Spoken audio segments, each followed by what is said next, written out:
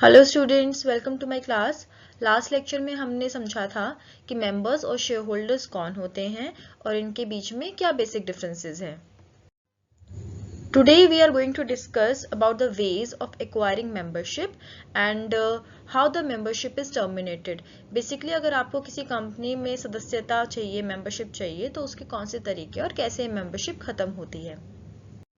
The first way to acquire membership is by subscribing the Memorandum of Association।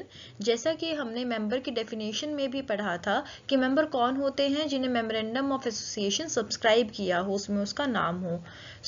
जिनका नाम memorandum of association में होता है उनका नाम ऑटोमेटिकली आपका रजिस्टर ऑफ मेंबर्स में चला जाता है और वो कंपनी के फर्स्ट मेंबर बन जाते हैं।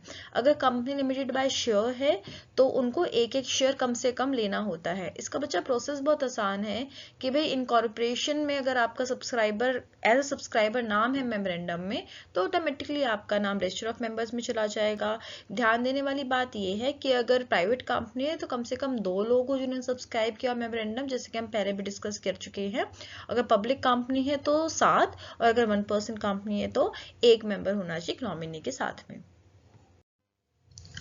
मेमोरेंडम को सब्सक्राइब करके आप इनकॉर्पोरेशन के टाइम मेंबर बन सकते हो, बट आफ्टर इनकॉर्पोरेशन एक बार कंपनी बन चुकी है उसके बाद आप मेंबर कैसे बनोगे, तो वो तरीके अभी हम पढ़ेंगे। सबसे पहले आप एप्लीकेशन एंड अलॉटमेंट से मेंबर बन सकते हो, मतलब कंपनी फॉर्म हो गई, इसके बाद अगर कोई पर्सन शेयर्स के लिए अप्लाई करता है और कंपनी वो शेयर्स को अलॉट कर देती है तो एप्लीकेंट मेंबर बन जाता है जब उसका नाम रजिस्टर ऑफ मेंबर्स में एंटर हो जाता है। हमने लास्ट टाइम डिस्कस किया था लास्ट लेक्चर में बेसिकली कि मेंबर वो पर्सन होगा जिसका नाम रजिस्टर ऑफ मेंबर्स में एंटर होगा, ये बहुत ज़रूरी है।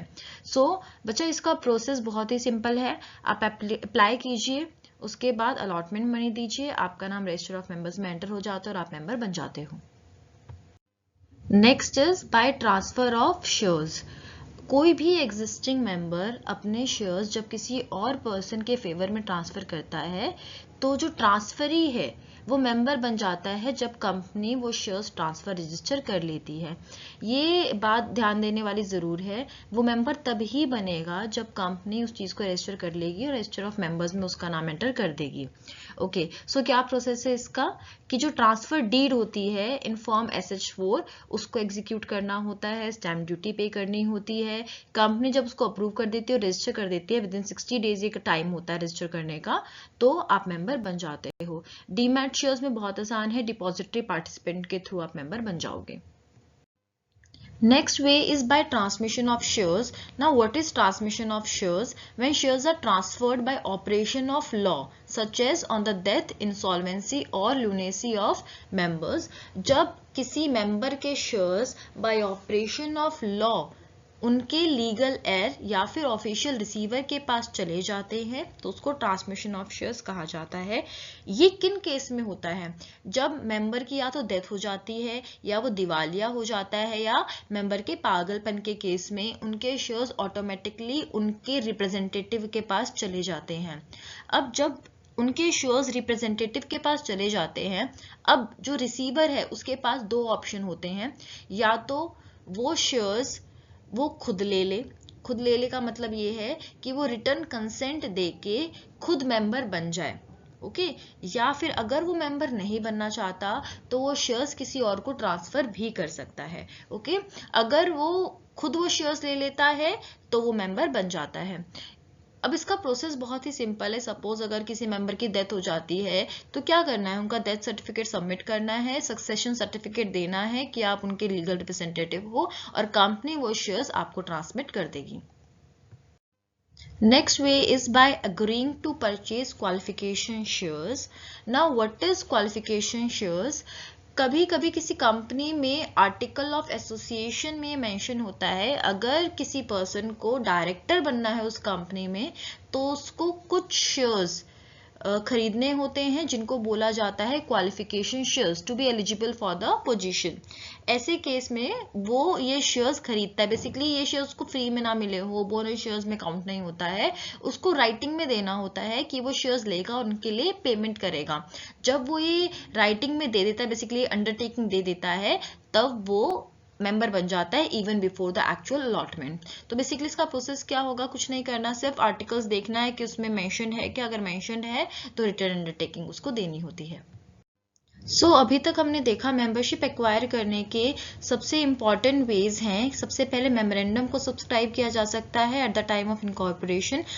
कंपनी फॉर्म होने के बाद में आप मेंबर कैसे बनते हो, या तो आपको शेयर्स अलॉट हुए हैं, कहीं से आपके पास ट्रांसफर हुए हैं, या फिर ट्रांसमिट हुए हैं। ये कुछ मेन वेज हैं टू एक्वायर मेंबरशिप। अब हम देखेंगे कि मेंबरशिप टर्मिनेट कैसे होती है, इसके कौन से तरीके हैं।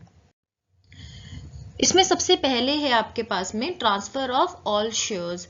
सपोज कोई मेंबर अपने सारे शेयर्स किसी और पर्सन के फेवर में ट्रांसफर कर देता है, तो उसकी मेंबरशिप एंड हो जाती है जिस दिन ट्रांसफरी का नाम रजिस्टर ऑफ मेंबर्स में एंटर हो जाता है, उसका नाम रिमूव हो जाता है।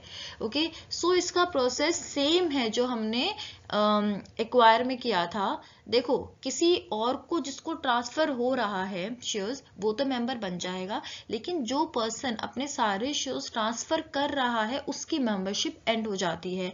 तो प्रोसेस में तरीका आपका सेम ही होगा कि आपको ट्रांसफर डीड एग्जीक्यूट करनी इन फॉर्म SH4, और कंपनी ट्रांसफर को रजिस्टर करके ट्रांसफरी का नाम एंटर कर देगी रजिस्टर ऑफ मेंबर्स में से, और आपका नाम हटा देगी। Next way to end membership is by redemption of preference shares. Redeemable preference shares को जब कंपनी द्वारा रिडीम कर दिया जाता है तो होल्डर की मेंबरशिप एंड हो जाती है। प्रोसेस क्या है, जो भी इशू टर्म्स है, भाई कितने साल में प्रेफरेंस शेयर्स की पेमेंट होनी है, तो उसके अकॉर्डिंग इसका प्रोसेस रहता है। जिस दिन रिडीम हो गई है, पेमेंट हो गई है आपकी, उस दिन नाम हटा दिया जाता है मेंबर्स रजिस्टर में से। Next is by forfeiture of shares. Forfeiture आपने पहले ही बच्चे पढ़ा होगा क्या होता है। अगर कोई मेंबर कॉल पे करने में फेल हो जाता है, डिफॉल्ट करता है, तो कंपनी उसके शेयर फॉरफीट कर सकती है। ये तभी होता है जब आर्टिकल्स इसकी परमिशन करता है। अगर फॉरफीचर होता है, अगर किसी भी पर्सन के शेयर्स फॉरफीट किए जाते हैं, तो उसकी मेंबरशिप टर्मिनेट हो जाती है। इसका प्रोसेस क्या होगा कि सबसे पहले जो बोर्ड है वो मेंबर को नोटिस देगा इस बारे में, फिर बोर्ड डिसाइड करेगा, रिजोल्यूशन पास करेगा, और उस पर्सन का नाम, बेसिकली उस मेंबर का नाम जिसने डिफॉल्ट किया है, उसका नाम रजिस्टर ऑफ मेंबर्स में से फिर हटा दिया जाएगा और इसका नोटिस शेयर होल्डर को दिया जाएगा। Next is by surrender of shares. ये तभी होगा जब आर्टिकल इसकी परमिशन देता है। अगर कोई मेंबर स्वेच्छा से, मतलब अपने इच्छा से, वॉलेंट्री अपने शेयर्स को सरेंडर कर देता है कंपनी को, तो अगर ये एक्सेप्ट कर लिया जाता है कंपनी के द्वारा, then the person ceases to be a member, उसकी मेंबरशिप रिमूव हो जाती है। प्रोसेस क्या रहेगा, मेनली यहाँ पे पर्सन सरेंडर करेगा शेयर्स, बोर्ड एक्सेप्ट कर देगा, उसके शेयर्स कैंसिल हो जाएंगे और नाम रजिस्टर ऑफ मेंबर्स में से हटा दिया जाएगा। Next is by buyback of shares. Section 68 में बायबैक की बात की गई है। अगर कंपनी अपने शेयर्स वापस खरीद लेती है तो मेंबर्स का नाम उन शेयर्स के लिए हटा दिया जाता है मेंबर ऑफ रजिस्टर में से। इसका प्रोसेस क्या रहेगा कि बोर्ड पहले डिसाइड करेगा, अप्रूव करेगा बायबैक ऑफ शेयर्स, और जो बायबैक लिमिट है उनको कंप्लाई करेगा। उन शेयर्स को खत्म कर दिया जाएगा जिनका बायबैक हो रहा है, और पेमेंट के बाद में मेंबर्स का नाम वहां से हटा दिया जाएगा। Next is by death of a member.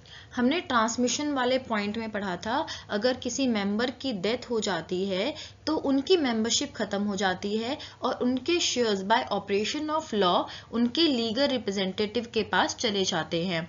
जब उनके पास शेयर्स चले जाते हैं तो उनके पास दो ऑप्शन आते हैं ट्रांसमिशन के बाद में, या तो वो रिटर्न कंसेंट दे के खुद मेंबर बन जाए, या किसी और को वो शेयर्स ट्रांसफर कर दे और वो पर्सन मेंबर बन जाता है।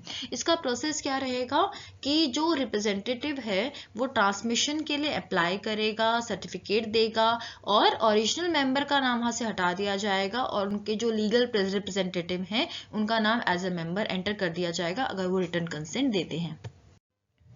नेक्स्ट केस इज इंसॉल्वेंसी, जो कि पहले तो हम कंपनीज एक्ट के अंडर पढ़ते थे, लेकिन अब insolvency and bankruptcy code of 16 के अंडर इसका केस आता है। हमने भी ट्रांसमिशन ऑफ शेयर्स के बारे में डिस्कस किया था, तो हमने देखा था कि अगर डेथ, इंसॉल्वेंसी या लूनेसी के केस में shares bye operation of law he automatically transfer हो जाते हैं। इंसॉल्वेंसी के केस में क्या होता है, अगर बाय कोर्ट किसी मेंबर को इंसॉल्वेंट डिक्लेयर कर दिया जाता है, मतलब दिवालिया हो जाता है, वो अपने डेट्स पूरे अब पे नहीं कर पाता, सो कोर्ट एक ऑफिशियल असाइनी अपॉइंट कर देता है। ऑफिशियल असाइनी अब क्या करेगा, या तो इंसॉल्वेंट पर्सन के शेयर्स डिस्क्लेम कर देगा या फिर उनको ट्रांसफर कर देगा। डिस्क्लेम क्या होता है, क्यों करता है डिस्क्लेम? बेसिकली अगर उसको लगता है कि शेयर्स की कुछ वैल्यू नहीं है या फिर इस पे तो और अनपेड कॉल्स हैं, लाइबिलिटीज बेसिकली हैं, तो उन शेयर्स को वो रिजेक्ट कर देता है, कंपनी फिर उसको फॉरफीट या कैंसिल कर देती है शेयर्स को। दूसरा ऑप्शन, जनरली दूसरा ऑप्शन देखते हैं हम लोग कि उन शेयर्स की कुछ वैल्यू है और ऑफिशियल असाइनर को बैंकरप्ट पर्सन की लाइबिलिटीज पे करनी है, तो क्या करेगा, उन शेयर्स को सेल कर देगा, ट्रांसफर कर देगा बेसिकली, और जो वैल्यू आती है उससे वो लाइबिलिटीज पे करता है इंसॉल्वेंट पर्सन की। दोनों ही केस में जो इंसॉल्वेंट पर्सन है उसकी तो मेंबरशिप खत्म होती ही है। सो इसका प्रोसेस बेसिकली क्या करेगा, या तो डिस्क्लेम कर देगा, वो कैंसिल ही हो जाएंगे शेयर्स, या फिर कुछ भी वैल्यू है तो असाइनी उन शेयर्स को ट्रांसफर करेगा। ट्रांसफर पे जब कंपनी उस ट्रांसफर को रजिस्टर कर देगी, जिसको ट्रांसफर हुए हैं उसका नाम एंटर कर देगी रजिस्टर ऑफ मेंबर्स में, और इंसॉल्वेंट पर्सन का नाम रजिस्टर ऑफ मेंबर्स में से रिमूव कर दिया जाएगा। Okay, that's it for today. आज हमने देखा कि मेंबरशिप कैसे मिलती है और कैसे ख़त्म होती है।